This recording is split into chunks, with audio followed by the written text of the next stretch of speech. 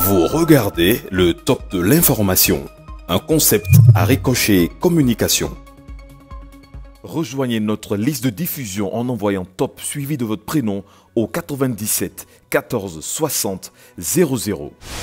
Pour chacun de vos projets, nous évaluons ensemble et agissons précisément dans votre intérêt. À Ricochet Communication à Cotonou au Bénin, un savoir-faire pour un service exemplaire. Bonjour, le troisième discours du chef de l'État sur l'état de la nation est toujours au cœur de plusieurs publications dont Matin Libre qui souligne la fierté de Patrice Talon vantant les mérites de sa gouvernance. Une liste de réformes glorieuses engagées à l'ère de la rupture malgré le contraste avec le quotidien des Béninois. C'est un paradoxe, écrit l'auteur de l'article, qui évoque deux exemples que sont la Cour de répression des infractions économiques et du terrorisme, puis les 200 000 emplois créés selon le chantre du nouveau départ. Deux points qui suscitent de la polémique et que Libération défend pourtant à sa une, insistant sur les indices qui donnent raison au président de la République que ce dernier a cité dans son adresse à la nation.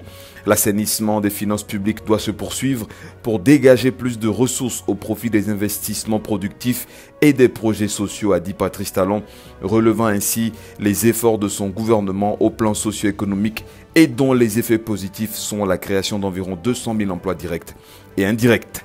Le débat est ouvert pendant qu'au ministère de l'Énergie, les réunions s'enchaînent pour revitaliser les dispositions prises pour rendre disponible l'énergie électrique dans les entreprises et les foyers durant la période des fêtes. La presse du jour a suivi la séance du vendredi 28 décembre 2018 sous la conduite du ministre Dona Jean-Claude Woussou. C'est la fin de l'année et ça rime parfois avec des pratiques préjudiciables dont sont victimes les couches vulnérables. Le ministère des Affaires sociales en a conscience et rappelle à tous de surveiller les plus petits et de redoubler de prudence et de vigilance pour limiter les dégâts.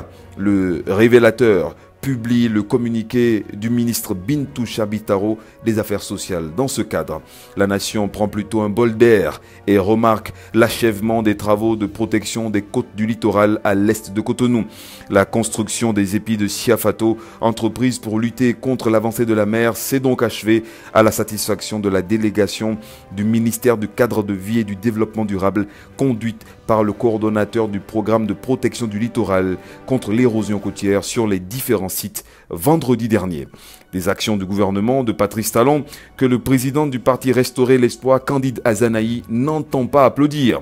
Il persiste et signe en gros titre de la dépêche « La gestion du pouvoir d'État par Patrice Talon est un échec ». Les forces Cori pour un Bénin émergent, certainement du même avis, s'adaptent aux exigences de la nouvelle charte des partis politiques et profitent pour soutenir publiquement leur président d'honneur Thomas Boni-Yahi, cité dans le scandale financier ICC Services. L'ancien président Boni-Yahi et son régime accablés de toutes parts par divers intervenants au procès ICC Services à la criette. Fraternité rapporte quelques-unes des déclarations pendant que le matinal nous fait lire le rapport d'étape de l'accident d'hélicoptère survenu le 26 décembre 2015 à Djougou dans le département de la Donga. Un rapport signé du bureau d'enquête et accident sous tutelle du ministère des Infrastructures et des Transports. Une désorientation spatiale serait la cause de l'accident. Le Béninois libéré fait le bilan de l'année qui s'achève et consacre quelques lignes à ceux qui ont aussi bien marqué que souillé 2018. Enfin, l'écrivain malien Seydou Badian n'est plus. À vous tous, l'équipe du top de l'information souhaite de joyeuses fêtes de fin d'année.